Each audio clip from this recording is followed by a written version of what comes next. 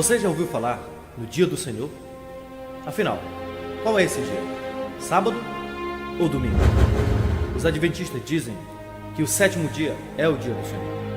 Ellen White chegou mesmo a afirmar que santificar o sábado ao Senhor implica em salvação eterna. Ellen White profetizou que chegará o dia do decreto dominical, onde todos aqueles que guardarem o domingo estarão recebendo a marca da besta. Segundo ela, foi a partir de 321, com o imperador Constantino, que o domingo passou a ser observado como o dia do Senhor. Mas seria isso verdade? Afinal, qual o dia de descanso da igreja primitiva? Na época do Antigo Testamento, Deus falou muitas vezes e de muitas maneiras aos pais pelos profetas. Isso se deu por meio de sombras e tipos, que eram coisas que apontavam para Cristo. Quando ele veio, todas essas sombras e tipos desapareceram. Essa é a defesa do apóstolo Paulo na Epístola aos Colossenses.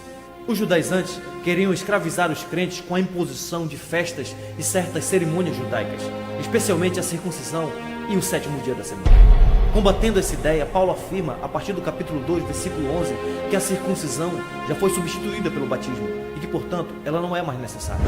Além disso, Paulo diz que a dívida que nós tínhamos com a lei de Deus já foi pregada com Cristo na cruz e que, portanto, não resta condenação nenhuma para nós. E ele diz qual deve ser o posicionamento do cristão diante das cerimônias do Antigo Testamento.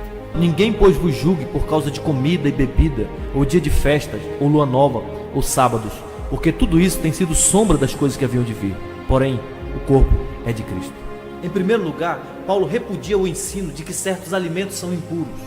Em segundo lugar, o apóstolo Paulo rejeita qualquer observância obrigatória dos dias religiosos e das festas judaicas. Paulo está dizendo claramente que o sábado do sétimo dia era apenas uma sombra do descanso eterno que Cristo introduziria.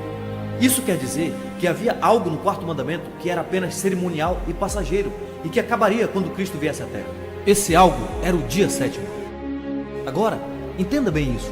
Paulo não está anulando o princípio do descanso. O que Paulo está anulando aqui é o dia do descanso. O princípio permanece, mas o dia pode ser mudado. Eu vou explicar para você. Desde a eternidade, Deus escolheu um povo para si e planejou a encarnação de seu Filho para a grande obra da redenção do seu povo. E disse Deus, haja luz, e então começou a história humana. Naquela época, as pessoas não podiam ver a Cristo claramente, mas por meio dos rituais e das cerimônias, eles viram a sua sombra projetada no Antigo Testamento. A festa dos tabernáculos lembra que Deus é quem livra os seus servos e que o povo de Deus é peregrino, caminhando rumo à cidade celestial. A Páscoa mostrava que Jesus é o Cordeiro de Deus que tira o pecado do mundo. O Pentecostes era a sombra do derramamento do Espírito Santo e do ajuntamento das nações para o Senhor Jesus Cristo.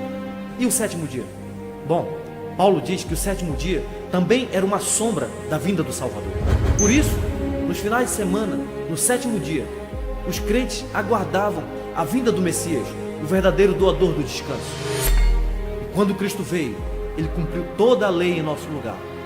Mas, quando ressurgiu no primeiro dia da semana, ele entrou no seu descanso e nos garantiu entrada no descanso de Deus pela fé. Portanto, diz Paulo, os crentes do Novo Testamento não são mais obrigados a guardar as festas do Antigo Testamento e especialmente o sétimo dia da semana, porque tudo isso já se cumpriu em Cristo Jesus. Na Epístola de Gálatas, no capítulo 4, do verso 9 a 11, o apóstolo Paulo reprova a igreja por ter voltado a guardar esses dias de festas e o sétimo dia da semana. Ele diz, como estás voltando outra vez aos rudimentos fracos e pobres, aos quais de novo quereis ainda escravizar-vos? Guardais dias e meses e tempos e anos? Receio de vós tenho eu trabalhado em vão para convosco. Para Paulo, uma vez que Deus já enviou o seu Messias, é grande loucura e tremenda afronta ao Evangelho voltar às sombras do Antigo Testamento. Mas aqui entra uma outra questão. O dia sétimo acabou. Paulo afirma que acabou. Mas afinal, se o dia sétimo acabou, em que dia o crente do Novo Testamento deve se reunir para o culto de Deus e para a celebração da ceia do Senhor?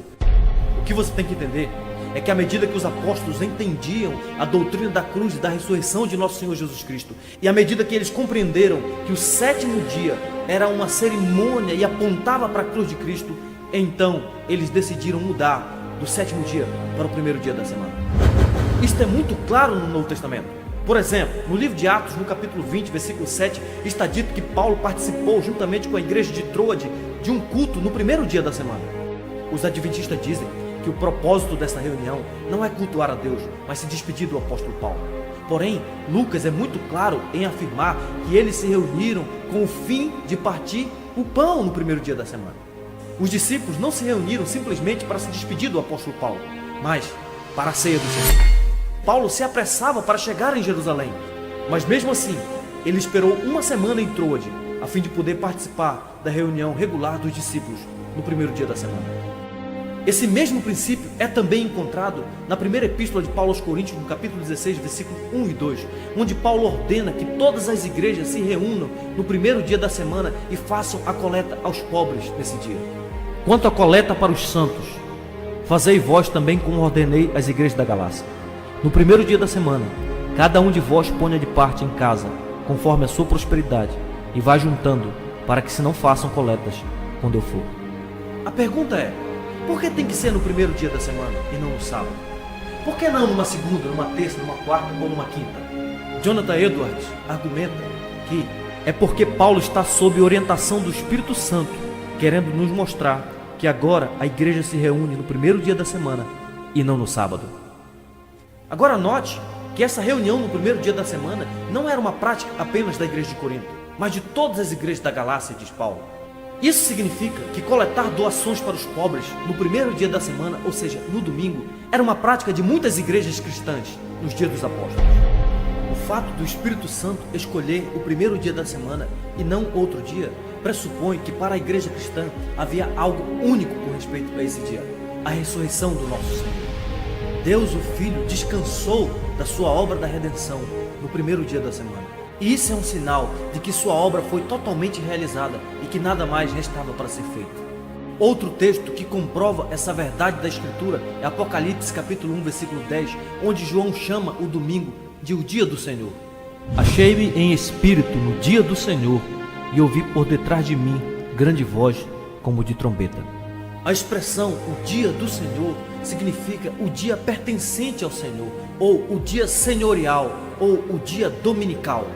Esse, sem dúvida, tornou-se o termo para indicar o primeiro dia da semana, ou como nós conhecemos, o domingo, o dia em que o Senhor ressuscitou. Mas talvez você esteja me perguntando: existe alguma prova histórica dessa verdade? E eu respondo que há abundantes provas acerca disso. Por exemplo, Didaquê, que foi escrito por volta do ano 80 a 90 depois de Cristo. Depois da Bíblia, o Didaquê é considerado o documento mais importante da era pós-apostólica. O documento conclama os irmãos a se reunirem no primeiro dia da semana, que ele chama de o dia do Senhor, para o culto de Deus e para partir o pão. Reúnam-se no dia do Senhor para partir o pão e agradecer, depois de ter confessado os pecados, para que o sacrifício de vocês seja puro. Temos também o testemunho de Inácio de Antioquia, que foi discípulo do apóstolo João. Aqueles que viviam na antiga ordem de coisas chegaram à nova esperança e não observam mais o sábado, mas o dia do Senhor, em que a nossa vida se levantou por meio dele e da sua morte. A carta de Barnabé também é um importante documento antigo da igreja, escrito no segundo século, por volta de 134 e 135. Ao interpretar o significado do sábado, ele diz: eis porque celebramos como festa alegre o 8º dia, no qual Jesus ressuscitou dos mortos e depois de se manifestar, subiu aos céus.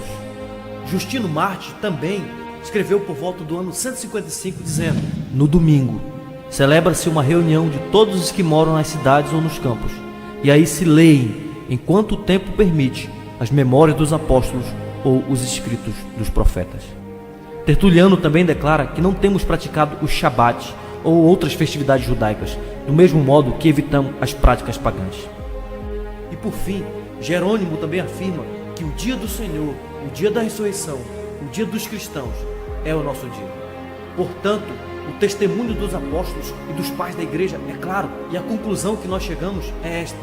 Primeiro, que não foi a partir de Constantino que a igreja começou a se reunir no primeiro dia da semana como o dia do Senhor. Portanto, o ensinamento de Ellen White é falso. Em segundo lugar, a igreja do Novo Testamento aboliu o 7º dia, pois percebeu que este se cumpriu totalmente em Cristo Jesus. Por último, A igreja do Novo Testamento escolheu apropriadamente o primeiro dia por causa da ressurreição do nosso Senhor. O testemunho da palavra de Deus e da história aponta o primeiro dia da semana como sendo o santo dia de celebração da ceia do Senhor. Este é o dia que o Senhor já fez. Regozijemo-nos e alegremos-nos nele.